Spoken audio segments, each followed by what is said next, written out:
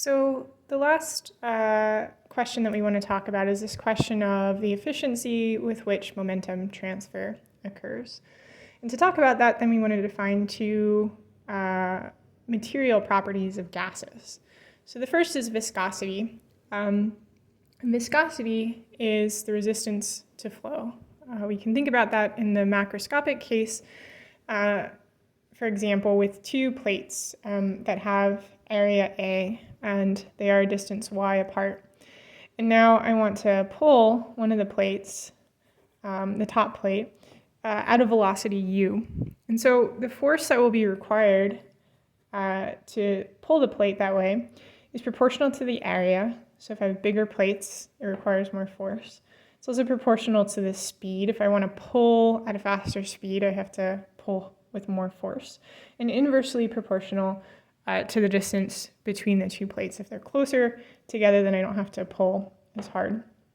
And then importantly, it depends on what kind of fluid we have in between the plates, and that is where viscosity comes into play. So if the viscosity of the fluid is higher, if mu is higher, then it's going to require more force, and that sort of gives us a way to understand mu at a macroscopic level.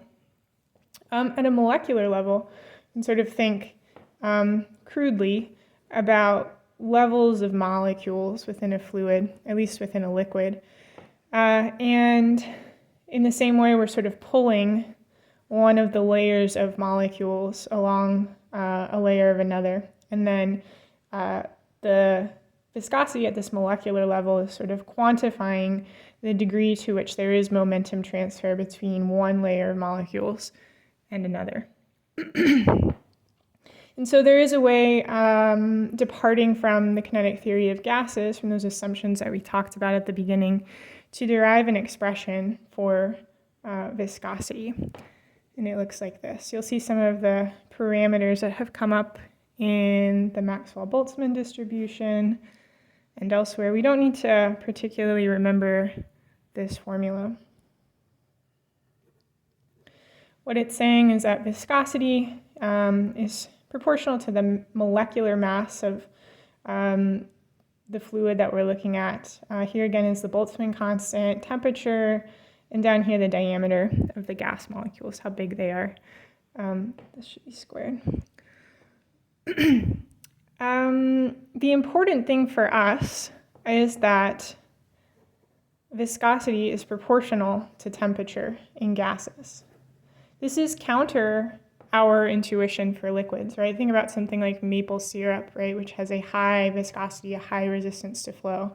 Then we think, oh, if I heat it up, or if I were to heat up honey or something like that, then it will flow more easily. And that's due to cohesive forces within the liquid. And gases don't have those kind of cohesive forces because the molecules are further apart. And so counter our intuition from liquids, the viscosity in gases increases, the resistance to flow increases with temperature. And this is important, this is key. We don't really need to know this equation precisely, but we do need to know this. One other point here is that this is a dynamic viscosity.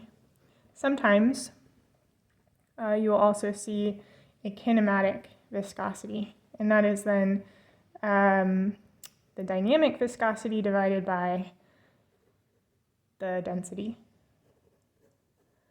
And so we're more interested in this dynamic viscosity. Heinz also calls dynamic viscosity nu, which is unusual. It's more often mu. So we want to keep that in mind, and then also give units for this dynamic viscosity. Those units are Pascal seconds